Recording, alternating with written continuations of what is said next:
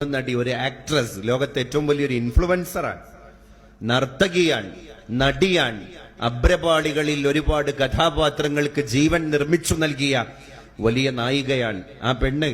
ആ യുവതി ഫേസ്ബുക്ക് ലൈവിൽ വന്നിട്ട് പറഞ്ഞൊരു കാര്യം എന്താ അറിയോ? ഫലസ്തീനിലെ മക്കളുടെ ധീരമായ മുന്നേറ്റത്തിന്റെ പിന്നിൽ ഏതോ ഒരു മെസ്മറിസം, ഒരു മാസ്മരികമായ ശക്തിയുണ്ട് എന്നെനിക്ക് ബോധ്യമായി. കാരണം 12 വയസ്സുകാരനായ കുഞ്ഞുമോനെ ആതുരാലയത്തിന്റെ അകത്ത് കൊണ്ടുപോയി തുറന്ന ശസ്ത്രക്രിയക്ക് അവനെ വിധേയമാക്കുമ്പോ ആ കുട്ടിയുടെ ശരീരത്തിൽ വേദന സംഹരിച്ചു കൊടുക്കാൻ ഒരു പെയിൻ കില്ലർ പോലും ഫലസ്തീനിലെ ഹോസ്പിറ്റലിൽ ഇല്ല.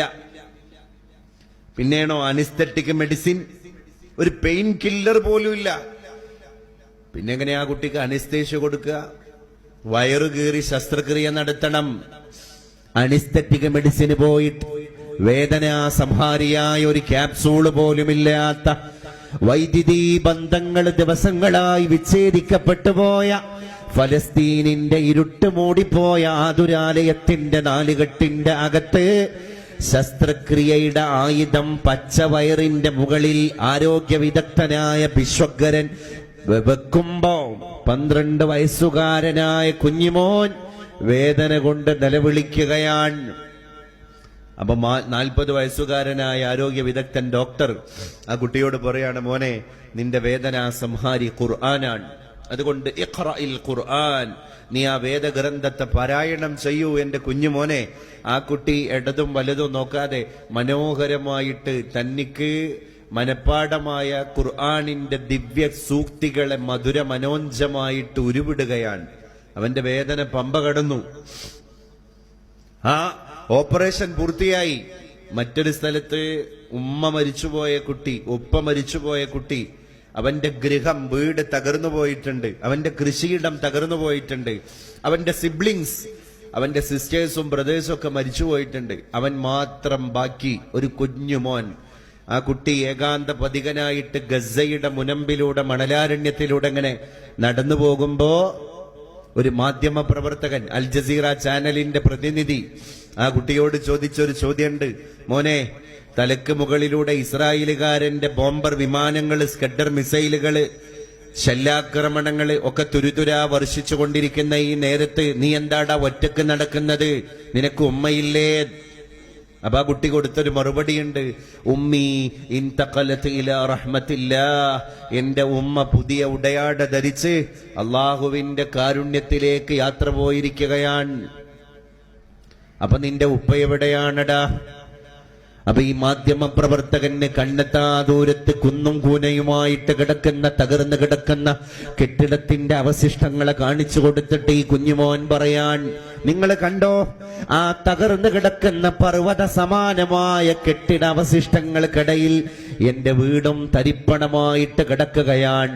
ആ അവധമായിട്ട് ഇതുവരെ കണ്ടെത്താൻ സാധ്യമാവാത്ത ഒരു ജനാസയുണ്ട്, അത് എന്റെ പിതാവിന്റെ മയ്യത്താണ് എന്ന് ആ കുഞ്ഞുമോൻ മറുപടി പറയുകയാണ്. അപ്പൊ ആ മാധ്യമ പ്രവർത്തകൻ പറയാൻ, മൈക്ക് നീട്ടി എന്റെ കൈകൾ വിറച്ചു, എന്റെ കണ്ടം ഇടറി, വീട് പോയി, കൃഷിയിടം പോയി, ഉമ്മ പോയി, ഉപ്പ പോയി, സഹോദരി സഹോദരങ്ങള് പോയി. എന്നിട്ടും എങ്ങനെയാണടാ പൊന്നുമോനെ നീ പിടിച്ചു നിൽക്കുന്നത് എന്ന ചോദ്യത്തിന്റെ മുമ്പില് ഈ കുഞ്ഞിമോൻ പാരായണം ചെയ്തു കൊടുക്കുന്നതും വിശുദ്ധ ഖുർആനാണ്. ബിസ്മില്ലാഹിർ റഹ്മാനിർ റഹീം. വലനബ്ലുവന്നകും ബിശൈഇൻ മിനൽ ഖൗഫി വൽ ജൂഇ വനഖ്സിൻ മിനൽ അംവാലി വൽ അൻഫുസി വസ്സമറാത്ത് വബശ്ശിരിസ് സ്വാബിരീൻ. വലനബ്ലുവന്നകും, എന്റെ അടിമകളെ, ഞാൻ നിങ്ങളെ പരീക്ഷിച്ചേക്കാം. ബിശൈഇൻ മിനൽ ഖൗഫി വൽ ജൂഇ, പേടി കൊണ്ട് നിങ്ങളെ പരീക്ഷിക്കാം, ഭയം കൊണ്ട്, അതുപോലെ തന്നെ വിശപ്പ് കൊണ്ട് നിങ്ങളെ പരീക്ഷിക്കാം. വനഖ്സിൻ മിനൽ അംവാലി വൽ അൻഫുസി വസ്സമറാത്ത്, നിങ്ങളുടെ സ്വത്ത് നിങ്ങൾക്ക് നഷ്ടപ്പെട്ടു പോയേക്കാം, നിങ്ങളുടെ കുട്ടികൾ, ഉറ്റവരെ ഉടയവരെ നിങ്ങൾക്ക് നഷ്ടപ്പെട്ടു പോയേക്കാം, നിങ്ങളുടെ കൃഷിയിടങ്ങൾ, ഫലവൃക്ഷങ്ങൾ നിങ്ങൾക്ക് നഷ്ടപ്പെട്ടു പോയേക്കാം. വബശ്ശിരിസ് സ്വാബിരീൻ, എല്ലാം നഷ്ടപ്പെടുമ്പോഴും ഉറ്റവരും ഉടയവരും പിരിയുമ്പോഴും അള്ളാഹു പരിശുദ്ധ നബിയോട് പറഞ്ഞു കൊടുക്കുകയാണ്, ഇങ്ങനെ നഷ്ടപ്പെടുന്നവർക്ക് സന്തോഷ വാർത്ത അറിയിച്ചു കൊടുക്കണേ നബിയേ. എന്നിട്ട് ഫലസ്തീനിലെ ഈ 10 വയസ്സുകാരൻ അൽ ജസീറ ചാനലിന്റെ പ്രവർത്തകനോട്, മാധ്യമ പ്രവർത്തകനോട് പറയാണ്, ഈ ഖുർആനിന്റെ ആയത്ത് കൊണ്ടാണ് ഞാൻ പിടിച്ചു നിൽക്കുന്നത്.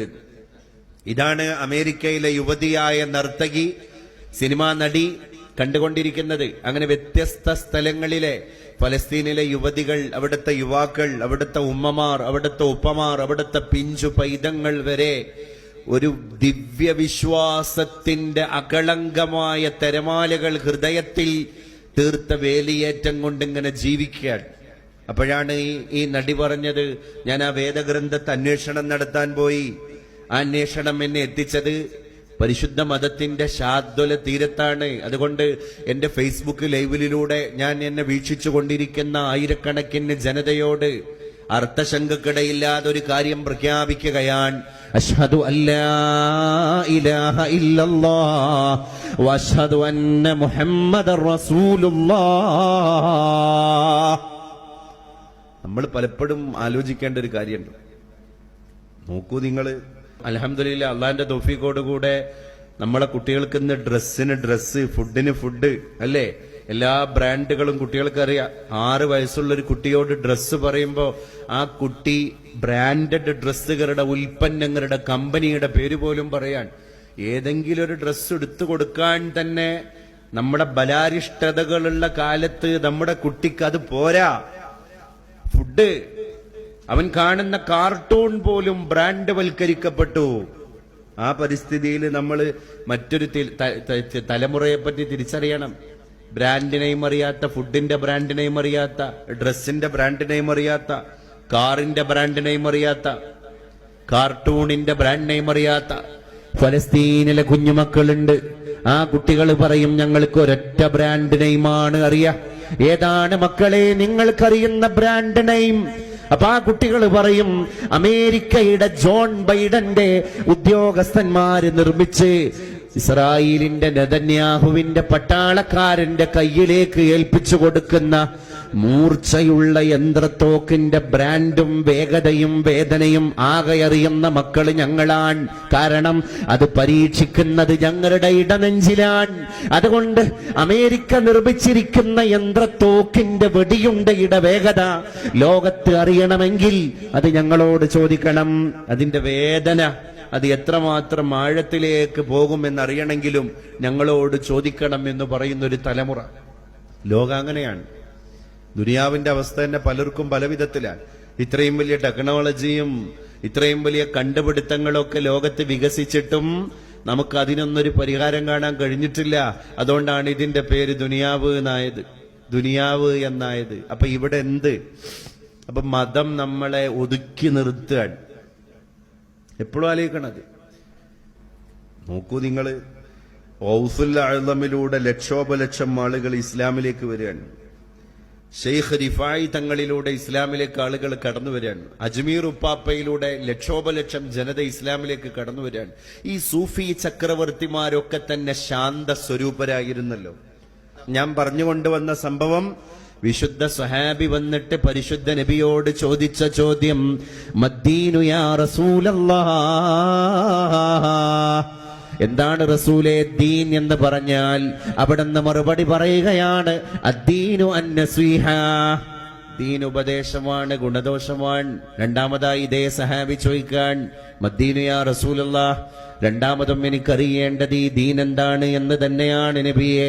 അപ്പൊ പരിശുദ്ധ പ്രവാചകന്റെ മറുപടി മാറി. അള്ളാഹുവിന്റെ റസൂൽ പിന്നെ പറഞ്ഞു കൊടുത്തത്, അദ്ദീനു ഹുസ്നുൽ ഖുൽഖ്, ദീൻ എന്ന് പറഞ്ഞാൽ സൽപെരുമാറ്റമാണ്, സച്ചരിതമായ സ്വഭാവമാണ്. അപ്പൊ സ്വഭാവം ദീനാണ്.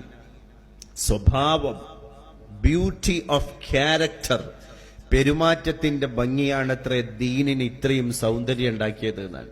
നമ്മളൊക്കെ പെരുമാറ്റമാണ് ദീൻ. ഒരു മനുഷ്യന്റെ ഈമാൻ പോലും അവന്റെ സ്വഭാവമാണ് എന്നാണ്. അള്ളാഹുവിന്റെ റസൂല് പറഞ്ഞു, ഖൈറുന്നാസ്, ജനങ്ങളുടെ കൂട്ടത്തിൽ ഏറ്റവും നല്ല മനുഷ്യൻ ആരാണ് എന്ന് നിങ്ങൾക്കറിയുമോ സഹാബ?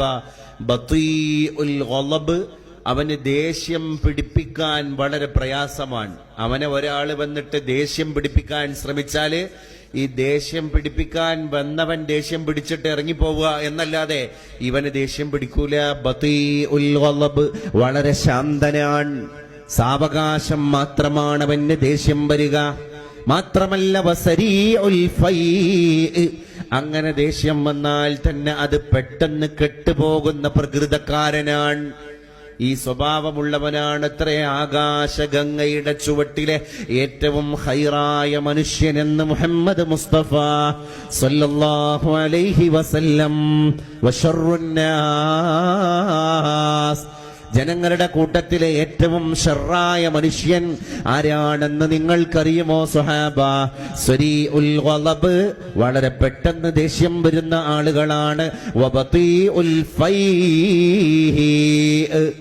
ശാന്ത, വളരെ സാവകാശമേ ദേഷ്യത്തിൽ നിന്ന് അവര് വിമുക്തരാവുകയുള്ളൂ. പെട്ടെന്ന് ദേഷ്യം വരും. അതിന് മലയാളത്തിൽ പറയും ക്ഷിപ്രകോപി. ക്ഷിപ്രം, വളരെ പെട്ടെന്ന് ദേഷ്യം വരിക. അപ്പൊ ഈ ദേഷ്യം എന്ന പ്രകൃതി പോലും മതമായിട്ട് ബന്ധപ്പെടുത്തിയിട്ടാണ് റസൂലുള്ളാഹി തങ്ങൾ സംസാരിച്ചത്. ഇതേ സ്വഹാബി തന്നെ തുടരുന്നുണ്ട്. ഞാൻ ആദ്യത്തെ വട്ടം ചോദിച്ചു പുണ്യ നബിയോട്, മദ്ദീനു യാ റസൂലല്ലാഹ്, എന്താണ് നബിയെ നമ്മൾ ഈ കൊണ്ടു നടക്കുന്ന മതം എന്ന് പറഞ്ഞാൽ?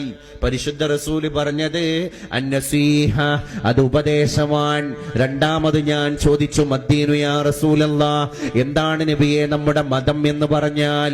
അപ്പൊ പരിശുദ്ധ റസൂൽ മറുപടി പറഞ്ഞു, ഹുസ്നുൽ ഖുൽഖ്, അത് നല്ല സ്വഭാവമാണ്. മൂന്നാമതും ഞാൻ ഇതേ ചോദ്യം തന്നെ ആവർത്തിക്കുകയാണ്.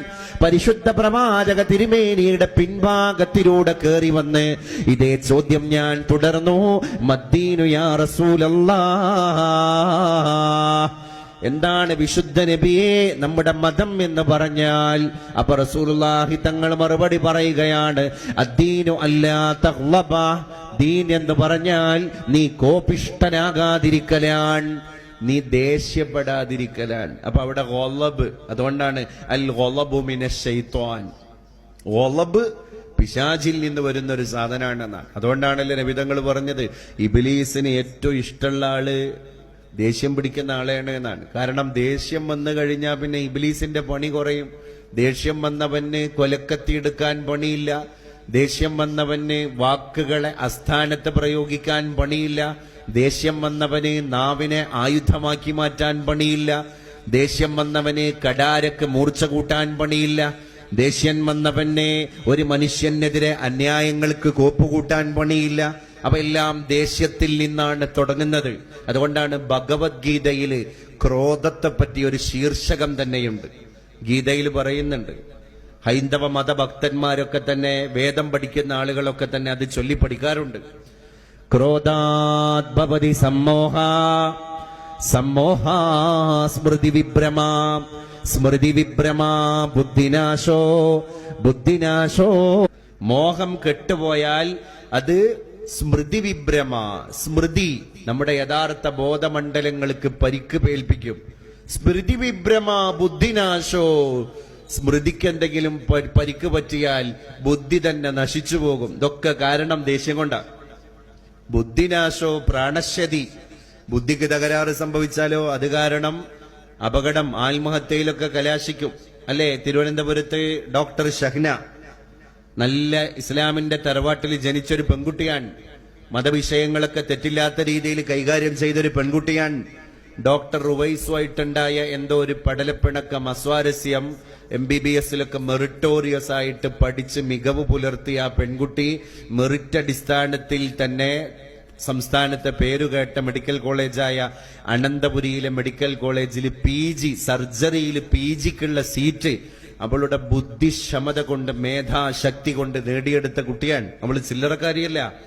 അങ്ങനെ പഠിച്ചു ഒരു ഭാഗത്ത് എത്തിച്ചേരണം എന്ന് പ്രതിജ്ഞയെടുത്ത ഡോക്ടർ ഷഹ്ന പെട്ടെന്നൊരു സുപ്രഭാതത്തിൽ മനസ്സിന് ചാഞ്ചല്യം സംഭവിച്ച് അവൾ പഠിക്കുന്ന പഠനശാഖ, ഈ മെഡിക്കൽ സയൻസ് ഒക്കെ നമ്മളെ കുട്ടികൾ പഠിക്കുന്ന എന്തിനാണ്?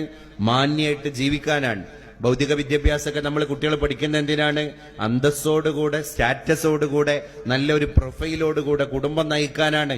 അപ്പൊ മാന്യമായിട്ട് ജീവിക്കാൻ പഠിച്ച ഒരു പഠനശാഖ മരിക്കാൻ വേണ്ടി ഉപയോഗപ്പെടുത്തപ്പെടുക. ഈ കുട്ടി എന്താ ചെയ്തത്? സർജറിയിൽ PG ചെയ്യുന്ന ഒരു ഡോക്ടർ ആയതുകൊണ്ട് അവളെ സംബന്ധിച്ചിടത്തോളം അവൾക്കറിയാം അനിസ്തെറ്റിക് മെഡിസിൻ, അനിസ്തേഷ്യയുടെ മെഡിസിൻ എത്ര അളവിൽ എന്റെ ശരീരത്തിലേക്ക് കയറിയാലാണ് ഞാൻ മരിക്കുക എന്ന് അവൾ ഗവേഷണം നടത്താൻ. ഒരു അനിസ്തേഷ്യ വിദഗ്ധനായ ഡോക്ടർ ഇതിന്റെ നേരെ വിപരീതമാണ് ഗവേഷണം നടത്താറുള്ളത്. എന്ത്?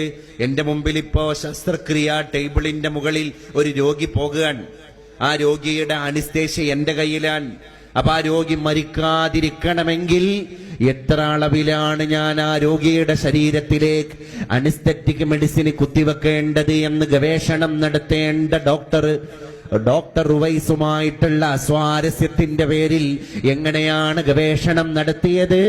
എന്റെ ശരീരത്തിലേക്ക് അനിസ്തേഷ്യയുടെ മെഡിസിൻ എത്ര അളവിൽ കുത്തിവച്ചാലാണ് ഞാൻ മരിച്ചു പോവുക എന്ന് ഗവേഷണം നടത്തുകയാണ്.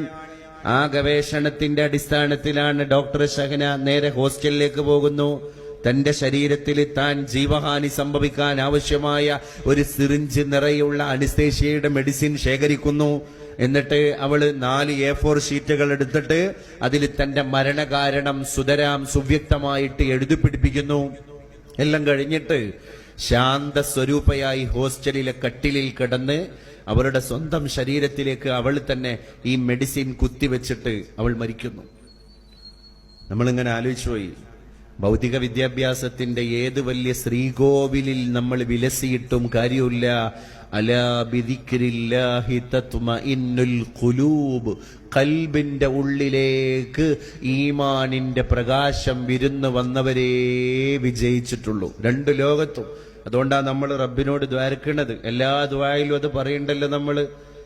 നമ്മൾ ഇവിടെ മാത്രം ജയിച്ചാ പോരാ, അവിടെയും ജയിക്കണം. അവിടെ മാത്രം ജയിക്കല്ലേ, ഇവിടെയും കിട്ടണം. റബ്ബനാ ആതിനാ ഫിദ്ദുനിയാ ഹസന വഫിൽ ആഖിറതി ഹസന. അല്ലാഹുവേ, ഞങ്ങൾക്ക് ദുനിയാവിലും ഖൈർ കിട്ടണേ നാഥാ, ആഖിറത്തിലും ഞങ്ങൾക്ക് ഖൈർ കിട്ടണേ തമ്പുരാനേ. ആ ചിന്തയാണ് മനുഷ്യനെ മോൾഡ് ചെയ്തെടുക്കുന്നത്. അപ്പൊ ഖൽബാണ് മതം. കാട്ടിക്കൂട്ടലല്ല മതം, പ്രസന്റേഷൻ അല്ല മതം, പ്രിവിലേജ് അല്ല മതം, പ്രകടനപരതയല്ല മതം. മതം കൽബാൻ. നമ്മൾ ശരിക്ക് നമ്മളെ കയ്യിൽ കിട്ടിയ ആ ഒരു പോളിസിയെ മുടിനാരിഴ കീറി ഒന്ന് തുലനം ഒരു അപഗ്രഥനത്തിന് വിധേയമാക്കുമ്പോഴാണ് ഈ കാര്യം നമുക്ക് വളരെ കൃത്യമായി ബോധ്യപ്പെടുക. എന്റെ കയ്യിലുള്ള മതത്തിന്റെ വാല്യൂ ഞാൻ മനസ്സിലാക്കിയിട്ടില്ല. അതല്ല പരിശുദ്ധനായ തമ്പുരാൻ നമ്മളോട് പറഞ്ഞു തന്നത്. ഇന്നദ്ദീന ഇൻദല്ലാഹിൽ ഇസ്ലാം. ആ ഇസ്ലാം എന്ന് പറയുന്ന മതത്തിന്റെ മൂല്യം നമ്മൾ മനസ്സിലാക്കണം. ലോകത്ത് ഇന്ന് ഇസ്ലാമേതര വിശ്വാസികളാണ് ഇസ്ലാമിനെ പറ്റി കൂടുതലും പഠിച്ചുകൊണ്ടിരിക്കുന്നതെന്നാണ്. യൂറോപ്യൻ രാജ്യങ്ങൾ തന്നെ ഒരു പരീക്ഷണാർത്ഥം നമ്മൾ എടുത്ത് പരിശോധന നടത്തി കഴിഞ്ഞാൽ നമുക്ക് വളരെ കൃത്യമായിട്ട് ബോധ്യപ്പെടുന്നതാണ്. കാരണം അവിടെയൊക്കെ ഇപ്പൊ കാട്ടുതീ പോലെ ഈ മതത്തിന്റെ അനുഷ്ഠാനങ്ങൾ പഠന വിധേയമാക്കപ്പെടാൻ. നമ്മുടെ ആരാധനാലയം ഒരു സബ്ജക്റ്റാണ്. ലോകത്തൊരുപാട് ഇതര മത ബുദ്ധിജീവികൾ പറഞ്ഞൊരു കാര്യമുണ്ട്. എന്താ പറഞ്ഞത്? മുസ്ലിംകളുടെ പ്രാർത്ഥനാലയം പഗോഡ പോലെയല്ല, സെനഗോഗ് പോലെയല്ല, മറ്റ് ദേവാലയങ്ങളെ പോലെയല്ല. ഇത് ഫേർണിച്ചർ ലെസ് ആണ്. ഇവിടെ ബെഞ്ചുകളില്ല, ഡെസ്കുകളില്ല, സോഫകളില്ല. ആദ്യം ആര് വരുന്നോ അവരിങ്ങനെ സൊഫ് കെട്ടുകയാണ്. മിഹ്റാബിലേക്ക് കയറി നിന്ന ഇമാം മഅ്മൂമിങ്ങളോട് തക്ബീർ കെട്ടുന്നതിന്റെ മുമ്പ് പറയുകയാണ്, സവ്വൂ സുഫൂഫകും വഅതിമ്മുൽ ഖലൽ. നിങ്ങളെ സഫുകളൊക്കെ തന്നെ നിങ്ങൾ ശരിപ്പെടുത്തിക്കൊള്ളുക. നിങ്ങളുടെ മടമ്പുകൾക്കിടയിൽ, നിങ്ങളുടെ ചുമരുകൾക്കിടയിൽ ഏതെങ്കിലും വിടവുകൾ ഉണ്ടെങ്കിൽ ആ വിടവുകളെ നിങ്ങൾ നികത്തിക്കൊള്ളുക. ഫഇന്ന തസ്വിയത സുഫൂഫി മിൻ തമാമിസ് സ്വലാഹ്. സഫ് ശരിയാവലാണ് ജമാഅത്ത് നിസ്കാരത്തിന്റെ പൂർണ്ണത. അതാണ്. അപ്പൊ ഇതര മത ബുദ്ധിജീവികള് പള്ളിയെ പഠിക്കാൻ, അപ്പൊ പള്ളി ഒരു സബ്ജക്റ്റാണ്.